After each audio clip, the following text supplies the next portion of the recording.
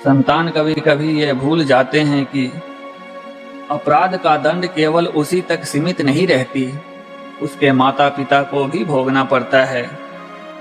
जिस प्रकार चोट एक ही अंगुली में लगे तो भी पीड़ा सारे शरीर को झेलनी पड़ती है, उसी प्रकार भूल परिवार के एक ही सदस्य से होती है, परंतु उसका प्रभाव और परिणाम समस्त परिवार को सहन करना पड़ता है।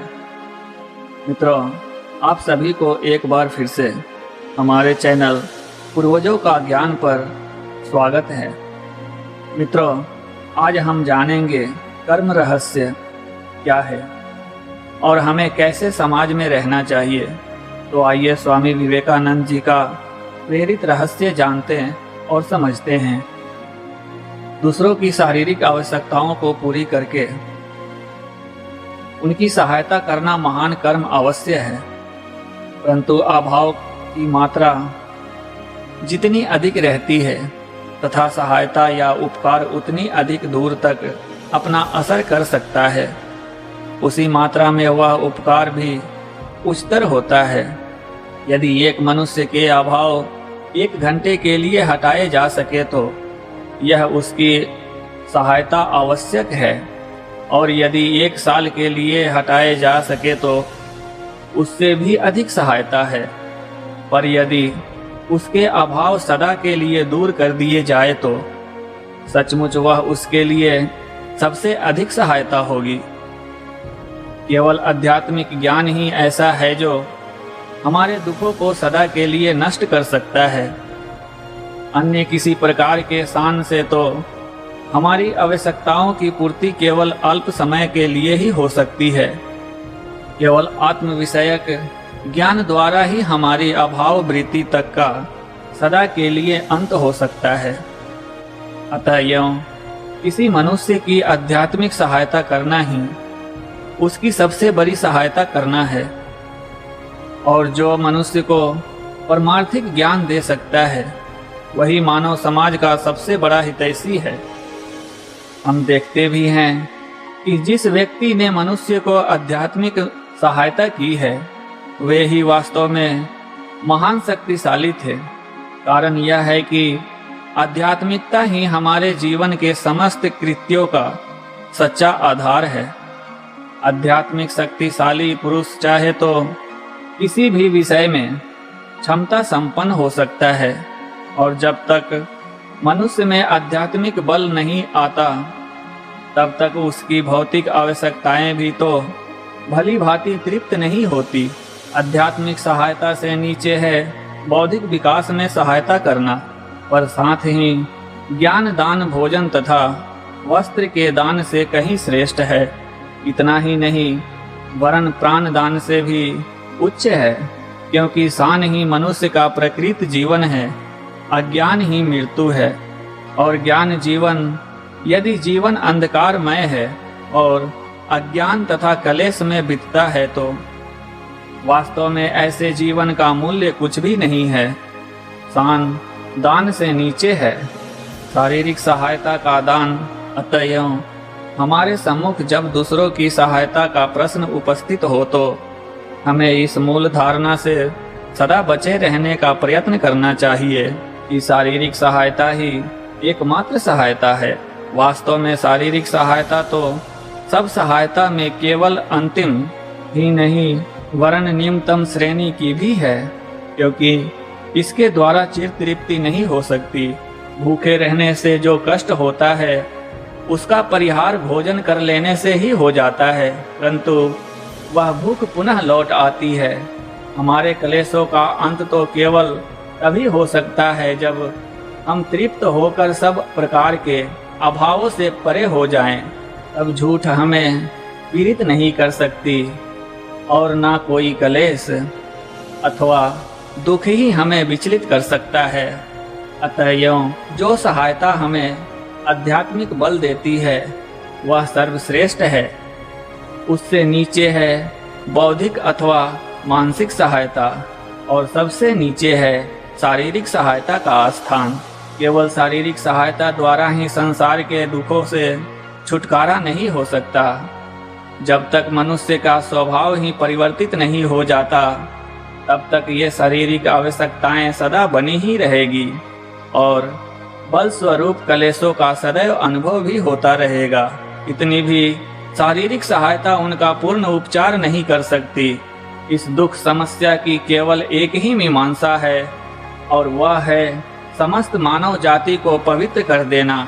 अपने चारों ओर हम जो दुख कलेश देखते हैं उन सब का केवल एक ही मूल कारण है, अज्ञान। मनुष्य को ज्ञान लोक दो, उसे आध्यात्मिक बल संपन्न करो। यदि सभी मनुष्य पवित्र आध्यात्मिक बल संपन्न और सुशिक्षित हो जाएं, केवल तभी संसार में से दुख का अंत हो सकता है, अथवा नहीं। देश के प्रत्येक घर को हम सदा व्रत में भले ही परिणत कर दें, देश को अस्पतालों में भले ही भर दें, परंतु जब तक मनुष्य का चरित्र परिवर्तित नहीं होता तब तक दुख कलेश बना ही रहेगा। भगवत गीता में हमें इस बात का बारंबार उपदेश मिलता है कि हमें निरंतर कर्म करते रहना चाहिए। कर्म स्वभावतः ही सत्य असत्य से मिश्रित होता है। हम ऐसा कोई भी कर्म नहीं कर सकते जिससे कहीं कुछ भला न हो, और ऐसा भी कोई कर्म नहीं है जिससे कहीं न कहीं कुछ हानि न हो। प्रत्येक कर्म अनिवार्य रूप से गुण दोष से मिश्रित रहता है, परंतु फिर भी शास्त्र हमें सतत कर्म करते रहने का ही आदेश देते हैं। सत्य और असत्य दोनों का अपना अलग अलग फल होगा। सत्य कर्मों का फल सत्य होगा और असत्य कर्मों का फल असत्य, परंतु सत्य और असत्य दोनों ही आत्मा के लिए बंधन स्वरूप हैं।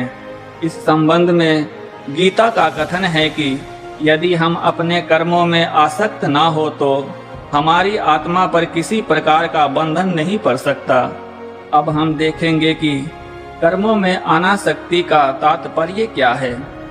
गीता का मूल सूत्र यह है कि निरंतर कर्म करते रहो, परंतु उसमें आसक्त मत होवो। जिस ओर मन का विशेष झुकाव होता है, स्थूल रूप से उसे ही संस्कार कह सकते हैं। यदि मन को एक तालाब मान लिया जाए तो उसमें उठने वाली प्रत्येक लहर जब शांत हो जाती है तो वास्तव में वह बिल्कुल नष्ट नहीं होती, वरन चित्त में एक प्रकार का चिन्ह छोड़ जाती है तथा ऐसी संभावना का निर्माण कर जाती है जिससे वह लहर दोबारा फिर से उठ सके।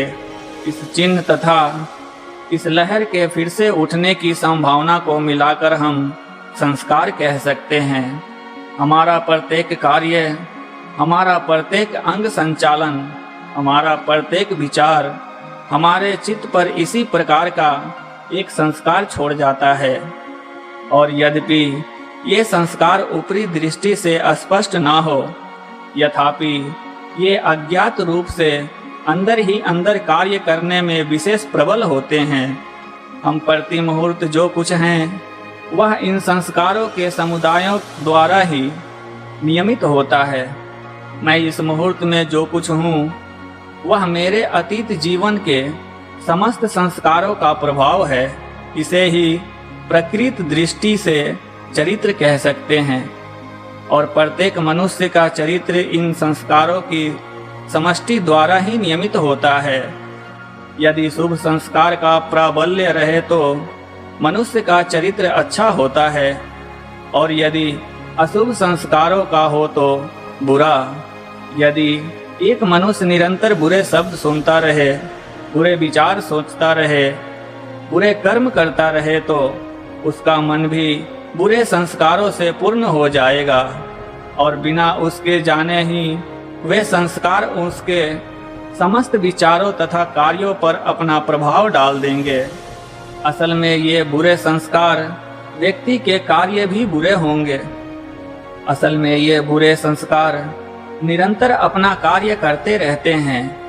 अतएव बुरे संस्कार संपन्न होने के कारण वह एक बुरा आदमी बन जाएगा, इसके सिवाय अन्यथा होना असंभव है। ये बुरे संस्कार उसमें दुष्कर्म करने की प्रबल प्रवृत्ति उत्पन्न कर देंगे। वह तो इन संस्कारों के हाथ एक यंत्र सा होकर रह जाएगा। वे उसे बलपूर्वक दुष्कर्म करने के लिए बाध्य करेंगे। इसी प्रकार यदि एक मनुष्य अच्छे विचार रखे और सत्य कार्य करे तो उसके इन संस्कारों का प्रभाव भी अच्छा ही होगा, तथा उसकी इच्छा न होते हुए भी वे उसे सत्कार करने के लिए प्रवृत्त करेंगे।